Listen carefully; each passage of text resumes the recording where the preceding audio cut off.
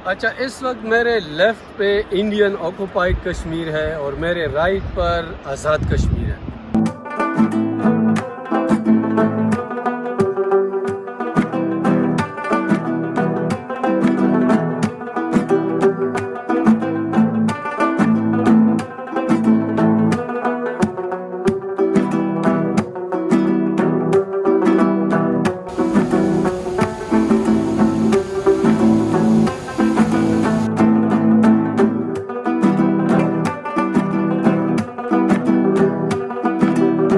अच्छा मारूफ भाई, आराम तो अच्छा किया लेकिन आगाज़ अच्छा नहीं किया। लेट जागे हैं और ब्रेकफास्ट भी मिस किया। अब टाइम नियरली 1 बज गए हैं। और कैसा रहा आपका रेस्ट? माशाल्लाह बहुत अच्छा रेस्ट किया है।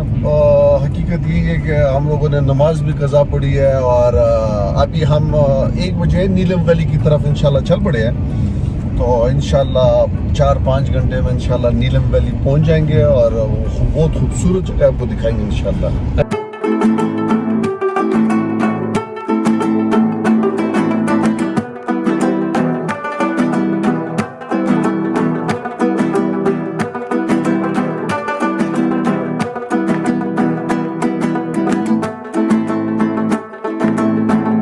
मुजफ्फराबाद शहर से कोई आधा घंटा हमने ड्राइव किया। इस वक्त आ गए हैं। रेस्टोरेंट का नाम मार्को पोलो रेस्टोरेंट है। भाई ने हमें रिकमेंड किया है कि यहाँ पर ट्रेडिशनल कश्मीरी खाने मिलते हैं, देसी खाने।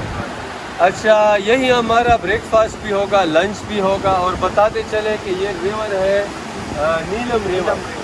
ये पानी इंडिया से आता है। नज़ारे इस वक्त अगर आप देख लें तो जिस तरह पाकिस्तान के और बालाई इलाके हसीन है, खूबसूरत है, ये इलाके भी एग्जैक्टली वहाँ से खूबसूरत है, कम नहीं है। तो कोशिश करेंगे कि टूरिस्ट यहाँ पर अट्रैक्ट करके ले आएँ, मुख्तलिफ साइट्स दिखाएँ। तो आज हमने प्लान किया है नीलम वैली हमने जाना है। जी नीलम वैली। तो इस इलाके का नाम क्या है? पटीका में होगा हमारा थोड़ा क़याम। तो हम फिर चलेंगे वादी नीलम।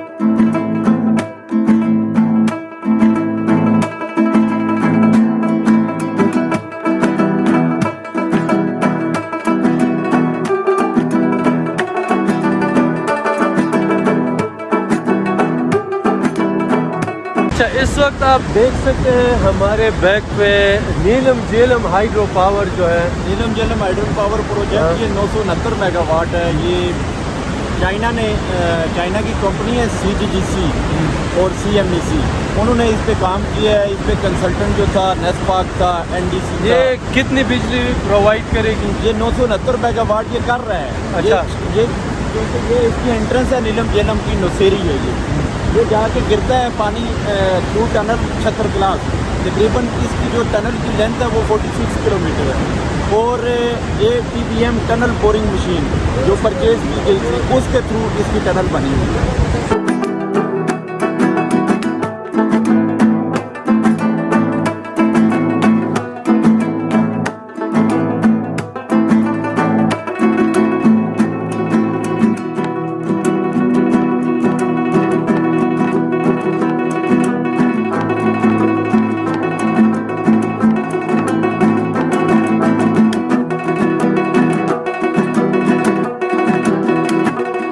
अच्छा, ड्राइव किया मारूफ भाई, पहुंच गए। इस वक्त हम हैं नीलम वैली में। हमारे इस तरफ है आज़ाद कश्मीर और बैक साइड पर है इंडियन ऑक्युपाइड कश्मीर। तो किस तरह लगा? सामने इंडिया के फ्लैग्स भी आप देख रहे हैं। बिल्कुल ऊपर इधर से शायद आप लोगों को नजर ना आए, इंडिया के फ्लैग लगे हुए, चेक पोस्ट है उनकी। उस साइड पे जो है ये भी हकीकत में कश्मीरी है और यहाँ की लोकल कल्चर और लैंग्वेज ही बोलते हैं। सिर्फ ये कि ऑक्युपाइड है इंडियन आर्मी और उनके जबरदस्ती। हाँ, जबरदस्ती।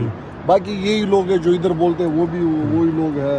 मुसलमान है, यही जुबान है, सिर्फ ऑक्युपाइड है। अच्छा, तो ये एग्जैक्टली इस इलाके का नाम क्या है? ये कबीर भाई, ये चलियाना है, और ये चलियाना, ये इस तरफ चलियाना है, वो ठिठवाल है। अच्छा, ये IOK में ठिठवाल इस जगह को कहते हैं। और ये नीचे जो आपको पुल दिखाई दे रहा है ना, ये क्रॉसिंग पॉइंट होता था। कश्मीरी जो लोग आपस में मिलते थे ना इजाजतनामे के थ्रू, जिसको अभी बंद कर दिया गया है पिछले कोई 15-20 साल से, तो यहाँ से वो एक दूसरे के साथ आके मिलते थे। पीछे सारा क्योंकि ये कश्मीर रिज है सारा।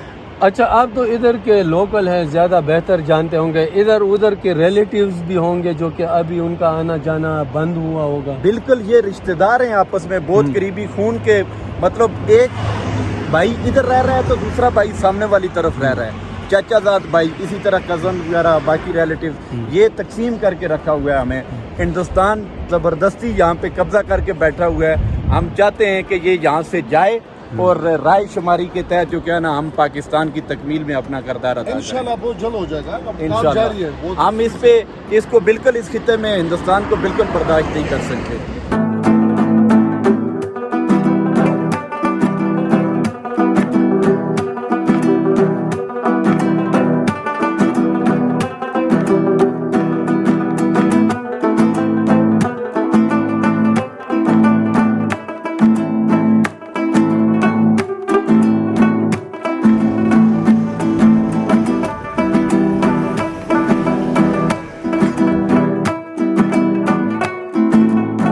थोड़ा और करीब आ गए इंडियन ऑक्युपाई कश्मीर के। आप देख सकते हैं यहाँ से बहुत क्लियरली दिख रहा है इंडियन फ्लैग भी, और लोगों के जज्बात क्या हो सकते हैं, कश्मीरियों के या पाकिस्तानियों के जज्बात क्या हो सकते हैं, ये आप बखूबी समझ सकते हैं।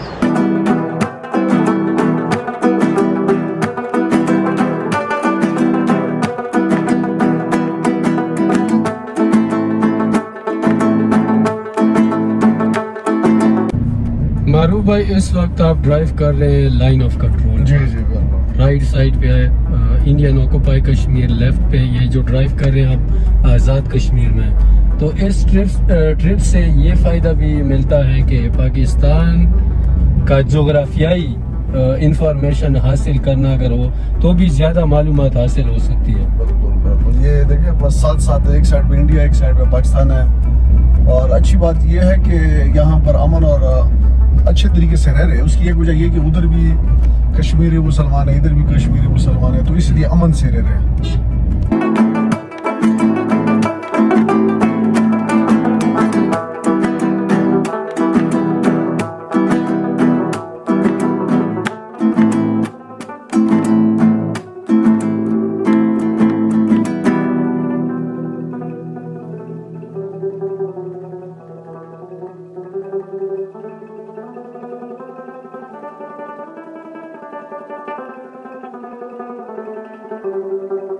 इस वक्त हम हैं वादी नीलम के खूबसूरत इलाके कुटन में। हमारे बैक पे है ब्रिज का नाम मैं भूल गया, कुटन वाटरफॉल। अच्छा, कुटन वाटरफॉल इन शॉर्ट लोग इसको कहते हैं। अच्छा, एक तरफ अगर ये देखें तो सयाहत सैर व तफरी के लिए मशहूर है, दूसरी एंगल से देखा जाए तो मेमोरियल भी है। स्टोरी कुछ इस तरह है, लाहौर से स्टूडेंट आए थे सैर व तफरी के लिए, मेडिकल के स्टूडेंट थे, सेल्फी बना रहे थे। एक सस्पेंशन ओल्ड ब्रिज था ये, पहले वज़न ज़्यादा हुआ तो लोग सारे गिर गए, इसमें बह गए। कोई 22 तक लोग थे। एक बच्चा जो तस्वीर यहाँ पर नज़र आ रही है वो स्टूडेंट को बचाते हुए वो भी गिर गया। बाकी सारी डेड बॉडी मिल गई है लेकिन वो बच्चा अभी तक नहीं मिल रहा। और क्या इंफॉर्मेशन हम ऐड कर सकते हैं? ये नीलम वैली का पहला ऐसा पॉइंट है जहाँ पे आप आकर के आप रुक सकते हैं, और बिल्कुल इसी के साथ ही नीमाली नदी बह रही है। तो आप जब भी यहाँ पे आएँ उस नदी के पास जरूर जाएँ, ठंडा पानी है, आप अपने पाँव डाल के कुछ देर के लिए बैठ जाए, सुकून आएगा। लेकिन इस दरिया को आपने कभी भी लाइट नहीं लेना, ये बहुत खतरनाक है। बिल्कुल डैम के पानी की तरह ही है। तो ये ब्रिज अगर सैर व तफरी के लिए फेमस है, मेमोरियल भी है, और इस ब्रिज के बिल्कुल सामने ही अली भाई का होटल है, आईबेक्स कॉटेज। Ibex cottage.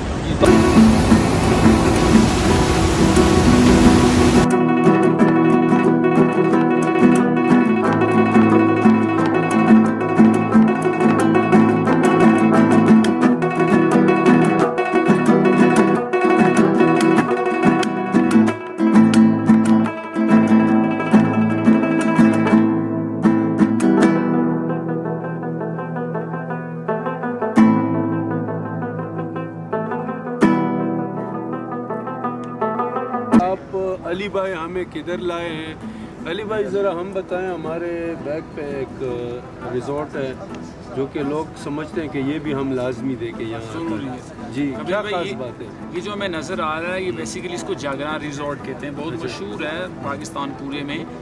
ये स्वीडन के लोगों ने अपनी रिहाइश के लिए बनाया था इन 1993। 1993 में वो यहाँ एक मकामी प्रोजेक्ट था हाइड्रल का, उसको बनाने आए थे, तो उन्होंने अपने रिहाइश के लिए उन्होंने ये जगह बनाई थी। और जब वो 2001 में जाने लगे तो वो जाते हुए यहाँ का जो एक इदारा है PDO, पावर डेवलपमेंट ऑर्गेनाइजेशन, वो उनको दे के चले गए। और उसके बाद ऑनवर्ड ये टूरिज़म पॉइंट ऑफ व्यू से इस्तेमाल हो रहा है। बहुत ही मज़े की जगह, ये तकरीबन 1.5 किलोमीटर का एरिया है और ये फेंस लगी हुई है। एंट्रेंस इसका एक ही है। फैमिली के साथ तो यहाँ आकर के बंदा सही टाइम स्पेंड कर सकता है, अच्छा टाइम। सही।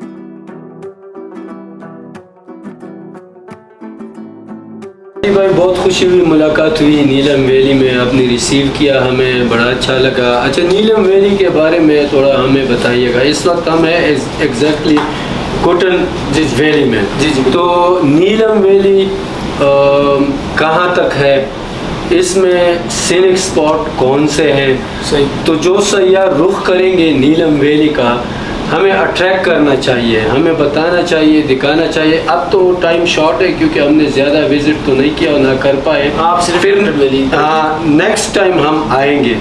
तो एक आप बता दें नीलम वैली के बारे में, फिर उसके बाद आप कुटन वैली के बारे में। ठीक, बहुत शुक्रिया जी कबीर भाई, बड़ा ज़बरदस्त सवाल किया आपने। बहुत सारे लोगों को ये नहीं पता कि नीलम वैली बेसिकली है क्या। नीलम वैली डिस्ट्रिक्ट है, अच्छा। ज़िला है, और ये शुरू होता है चलियाना से।